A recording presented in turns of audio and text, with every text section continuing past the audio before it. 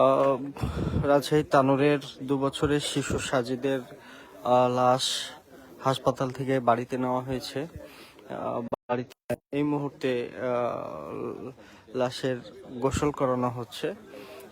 গোসলের পরে দাফন কাজ হবে।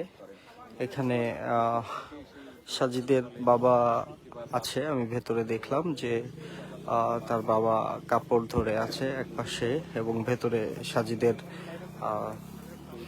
মরদেহ গোসল করা হচ্ছে। আসলে এখনো কিন্তু আশপাশের অনেক মানুষ এখানে উপস্থিত আছেন এবং তারা দেখছেন। আসলে শিশু সাজিদ বেঁচে আছে ভেবে শেষ মুহূর্তে মানুষ উৎফুল্ল হলেও তার সে যে আর বেঁচে নেই এই খবরটি পাওয়ার পরে পুরো এলাকা, পুরো গ্রাম শোকার্ত হয়ে উঠেছে এবং এখন তারা এখানে অবস্থান করছেন। এটি শিশু সাজিদের বাড়ি। বাড়ির ভেতরে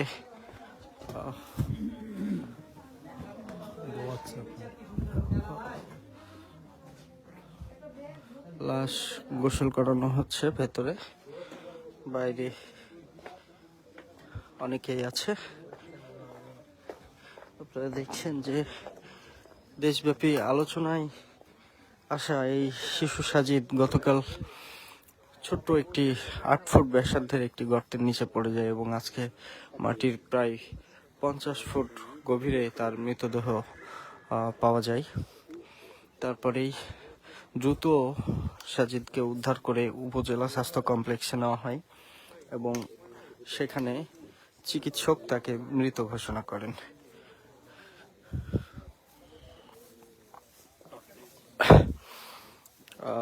সাজিদরা মোট 3 ভাই ছিল।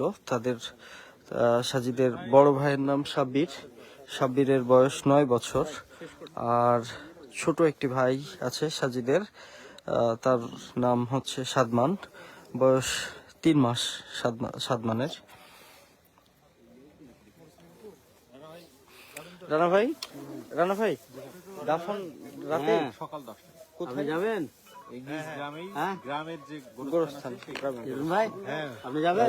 এইমাত্র আমরা জানতে পারলাম যে সাজিদের মরদেহ সকাল 10টায় দাফন করা হবে এই গ্রামের গোরস্থানে।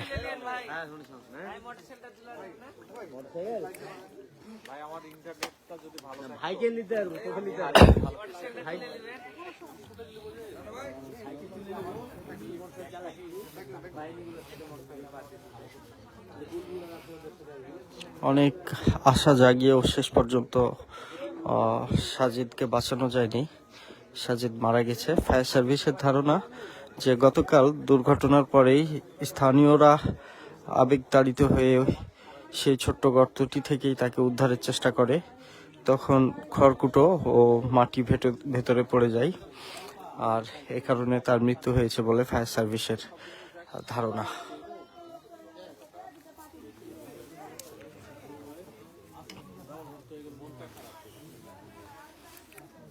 এটি শিশু সাজিদের বাড়ি, আপনারা দেখছেন।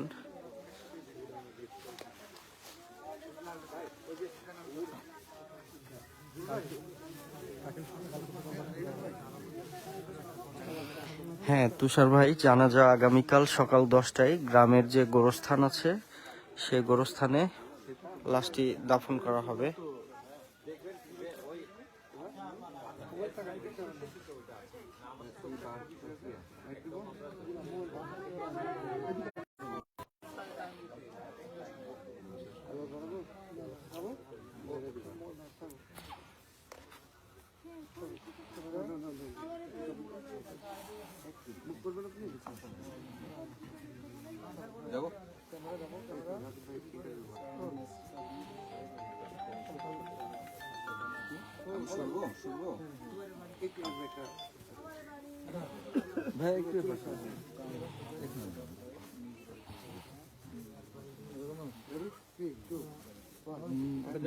কখন তাকে হাসপাতাল থেকে নিয়ে আসলো, কি অবস্থা? আমরা যেহেতু কিছুক্ষণ আগে সাজিদকে হসপিটাল থেকে নিয়ে আসা হয়েছে, তো পারিবারিকভাবে জানতে পারলাম এবং সেটা হচ্ছে আগামীকাল সকাল ওনাদের পরিবারের জন্য যে নির্ধারিত গোরস্থান আছে ওই পূর্বপাড়া এখানে তাকে দাফন করা হবে এবং তার পূর্বে জানাজাটা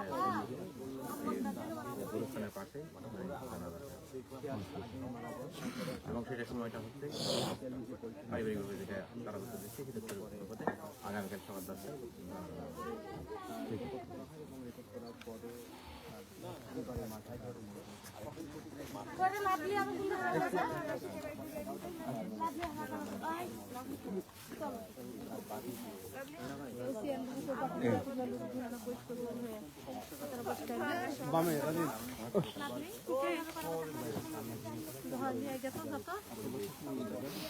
কত কষ্ট করে দাঁড়ায়